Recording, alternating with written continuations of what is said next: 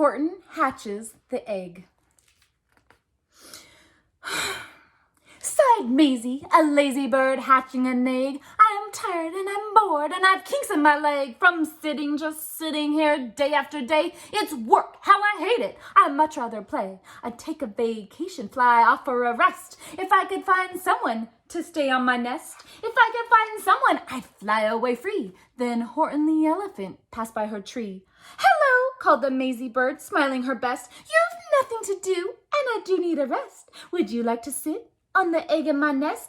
The elephant laughed. Why, of all silly things, I haven't feathers and I haven't wings. Me on your egg? Now that doesn't make sense. Your egg is so small, ma'am, and I'm so immense. Tut, tut, answered Maisie. I know you're not small, but I'm sure you can do it. No trouble at all. Just sit on it softly. You're gentle and kind. Come, be a good fellow. I know you won't mind. I can't, said the elephant. Please, said the bird. I won't be gone long, sir. I give you my word. I'll hurry right back. What will never be missed. Very well, said the elephant. Since you insist, you want a vacation, go fly off and take it. I'll sit on your egg and I'll try not to break it. I'll stay and be faithful. I mean what I say. Toodaloo, sang out Maisie, and she fluttered away. The first thing to do, murmured Horton, let's see. The first thing to do is to prop up the tree and make it much stronger. That has to be done. Before I get on it, I must weigh a ton. Then carefully, tenderly, gently he crept up the trunk to the nest where the little egg slept. Then Horton the elephant smiled, that's that. And he sat, and he sat, and he sat, and he sat. He sat all that day to keep the egg warm. He sat all that night through the terrible storm. It thundered, it lightninged, it thundered, it rumbled. This isn't much fun, the poor elephant grumbled. I wish he'd come back, 'cause I'm cold and I'm wet. I hope that Maisie bird didn't forget. But Maisie by this time was far beyond reach, enjoying the sunshine way down in Palm Beach. Having such fun, such a wonderful rest, she decided she'd never go back to her nest. So Horton kept sitting there day after day, and soon it was autumn. The leaves blew away, and then came the winter, the snow and the sleet. And icicles hung from his trunk and his feet. But Horton kept sitting and said with a freeze, I'll stay on that nest and I won't let it freeze. I meant what I said, and I said what I meant, and an elephant's faithful, 100%. So poor Horton sat there the whole winter through, and then came the springtime with troubles anew. His friends gathered round and they shouted with glee, look, Horton the elephant's up in a tree. They taunted, they teased, they yelled, how absurd! Horton the elephant thinks he's a bird. They laughed and they all ran away, and Horton was lonely. He wanted to play. I meant what I said, and I said what I meant, and an elephant's faithful, 100%. No matter what happens, this egg must be tended. But poor Horton's troubles were far, far from ended. For while Horton sat there, so faithful, so kind, 3 hunters came sneaking up softly behind.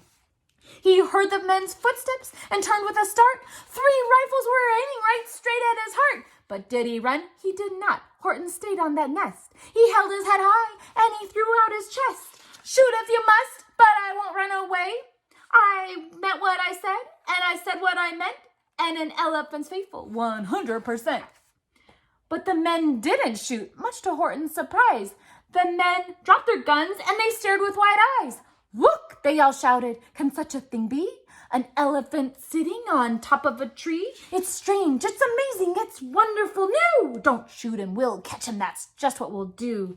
Let's take him alive, why he's terribly funny. We'll sell him back home to the circus for money. And the first thing he knew, they had built a big wagon and ropes on the front for the pullers to drag on. Then he dug up his tree and they put him inside, with Horton so sad that he practically cried. We're off, the men shouted, and off they all went, with Horton unhappy, 100%. Up out of the jungle, up into the sky, up over the mountains 10,000 feet high, then down the mountains and down to the sea went Horton the elephant, egg nest and tree. Then out of the wagon and onto a ship and over the ocean, and oh, what a trip! Rolling and tossing and splashed with the spray, and Horton said day after day after day, I meant what I said and I said what I meant, but oh, I am seasick, 100%. After bobbing around for 2 weeks like a cork, they landed at last in the town of New York. All ashore, the men shouted, and off they all went, with Horton the elephant still on his perch, tied to a board that could just scarcely hold him. Bump! Horton landed, and then the men sold him. Sold to a circus then, week after week. They showed him to people for 10 cents a peek. They took him to Boston, to Kalamazoo, Chicago, Weehawken, and Washington too. To Dayton, Ohio, St. Paul, Minnesota, to Wichita, Kansas, to Drake, North Dakota, and everywhere thousands of folks to see the poor Horton, the elephant, still up in a tree. Poor Horton grew sadder the farther he went, but he said as he sat in that hot, noisy tent, I meant what I said, and I said what I meant, and an elephant's faithful 100%.